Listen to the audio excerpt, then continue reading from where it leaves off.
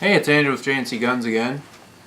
Thanks for everybody's comments and subscribing, and keep them coming and let us know what you want to see and what you think.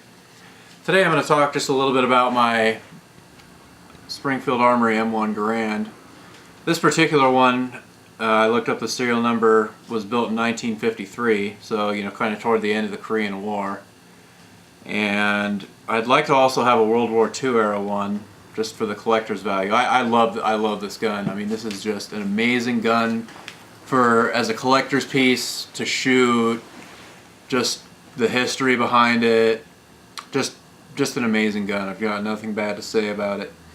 Obviously, it's been made obsolete by some of the more modern military weaponry, whether it be the M16 platform or the AK platform or the Galil or any of those other platforms. It's a very heavy gun. It weighs, I think, 11 or 12 pounds unloaded. It's pretty heavy, and that's because when you disassemble the gun, which I'll have in a separate video, this piece right here, the op rod, has a giant piece of metal right here because the gas port is up here at the front.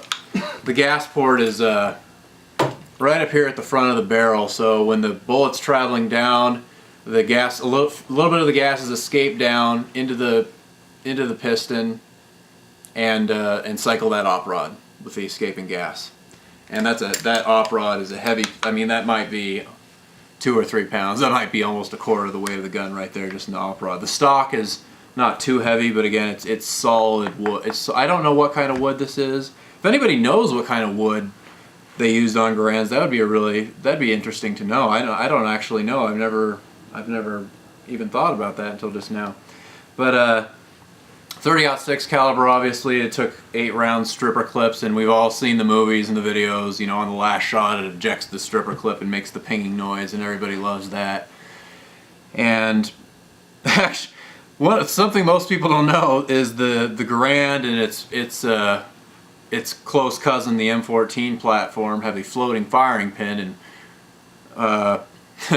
a few years ago, when Cody and I were shooting this, his girlfriend at the time shot it, and we actually did have a double fire with it, so that was kind of entertaining and terrifying.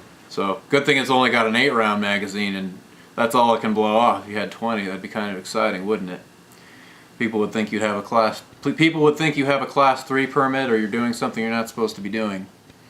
But everything else, I mean, this gun is just so overbuilt. I mean, the metal on the receiver, the sight aperture, everything is just overbuilt on this gun. I have shot everything from just cheap American Eagle stuff you'd pay. Well, it's not cheap anymore. It's more than 50 cents a round now. And I've shot some crappy Korean surplus through this too, and this gun has never jammed or had a hiccup or anything on me.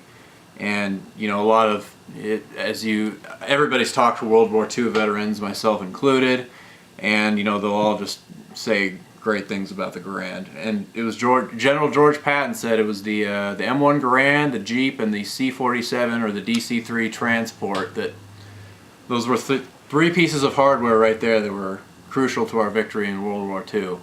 These were used a lot more in the European theater. There were some of them in the Pacific, but they had a lot more Springfield 03s in the Pacific, as well as some of those Winchester model 1917s. I have one of those as well. I'll be doing a video on that as well, so stay tuned. That's another 30-06, but it's a bolt action.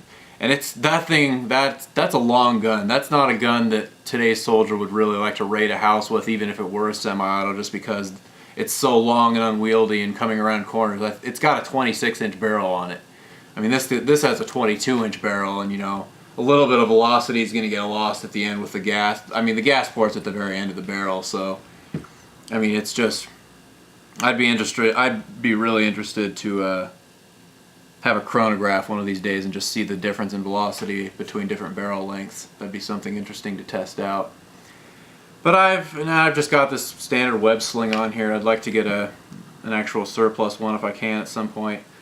I've got a cleaning kit, kind of just an aftermarket cleaning kit in the butt stock, which there's just a little door on the back of the butt stock right there that opens up, and cleaning kits and other assorted things were kept in there by soldiers.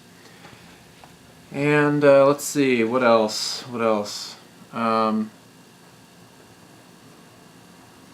The One of the other things I'd like to do to this, the only thing I'd like to do to this gun is I have this is a national match op rod on here. I'd like to actually just get a GI surplus one and put it on there. Not that this one doesn't work, it's fine, but I'd like it to be all GI parts. And these guns were cannibalized up the wall. I mean, these guns were cannibalized so much.